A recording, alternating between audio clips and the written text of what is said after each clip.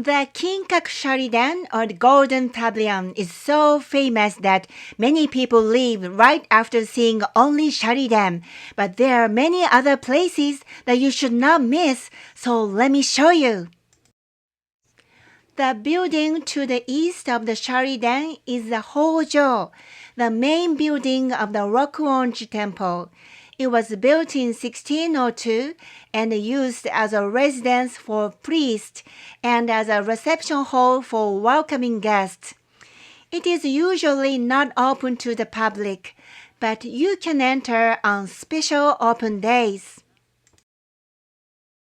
In the garden of the Hojo, there is a pine tree that had been Yoshimitsu's bonsai and was replanted on the ground in the shape of a boat. It is called Rikushu no Matsu. As it was Yoshimitsu's bonsai, it means that the pine tree is 600 years old. It is one of the 3 major pine trees in Kyoto. You can see it without entering the Hojo, so don't forget to come and feel the power of the tree. It looks like it represents the boat ride to the Pure Land or Buddhist paradise. And don't forget to take a look at the photos of the inside of the Sharidan at the end of the building next to it. When you pass by the back of the Sharidan, don't forget to look at the gold leaf that has been carefully applied. Then, passing the store that sells good luck charms and other items, you will find the Gingasen spring. It is said that Yoshimitsu used this spring water to make tea, although it is not suitable as drinking water today. Next to the Gingasen, there is a spring called Gankasui, which is where Lord Yoshimitsu used to wash his hands. Then you will see the Kinkakuji hedge, which acts like a fence, which is often seen in Zen temples.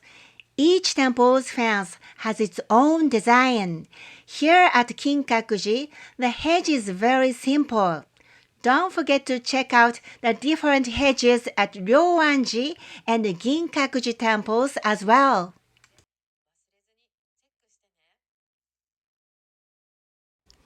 A little beyond the Kinkakuji hedge, there is a waterfall that drops 2.3 meters. This is a Ryumon waterfall. In the waterfall basin, there is a stone that represents a carp. Does it look like a carp? The motif on the stone is based on a Chinese story that says, when a carp climbs up a waterfall, it becomes a dragon. It certainly looks like a carp climbing a waterfall, doesn't it? Of course, real carp don't climb up rivers or waterfalls, but the waterfall is said to symbolize that hard work will always be rewarded. I guess that means hard work is a must. The pond you see after going upstairs next to the waterfall is called Anmintaku. The tower in the middle of the pond is a white snake mound. This pond is said to have existed before Lord Yoshimitsu built his mountain villa here. And it was used as a place to pray for rain because the water never dried up even when there was continuous sunshine. The white snake mound looks like and was named after a white snake that is standing up when seen from a distance. But if you look closely, you'll see that the tower is made up of round, square, and triangular stones, and each stone has its own meaning. Let's look at this tower from the bottom. The bottom square stone represents earth. The round stone above it represents water. The 5 triangular stone represents fire. The half moon stone represents wind. And the small stone at the top represents sky. Some of you may have already noticed this. Indeed, this represents the 5 elements of Buddhism. The white snake is considered to be a messenger of the god who brings happiness to families. So maybe it was considered as a guardian deity of the Ashikaga family. So if you want to be happy, go ahead and pray.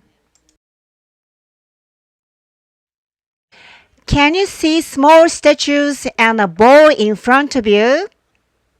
There are a lot of coins around it.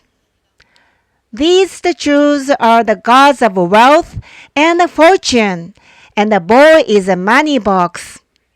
It's about 2 meters away from you, and it's said that if you can successfully throw coins into the box, the gods will grant you one wish. Many worshippers tried to do so, and the coins that didn't make it into the money box are spread around the box. Don't be shy and give it a try. Don't forget to make a wish while you celebrate getting a coin into the money box.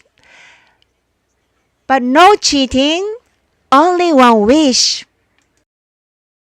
As you head towards the exit, you can see the back of the Kinkaku from above, so don't forget to turn around and take a picture. The view of the Golden Pavilion from above is also beautiful. The tea house Caede can be seen at the top of the stairs, which was built by a priest named Holding, who became the priest of Rokuonji in 1642 and was responsible for the full-scale restoration of the garden.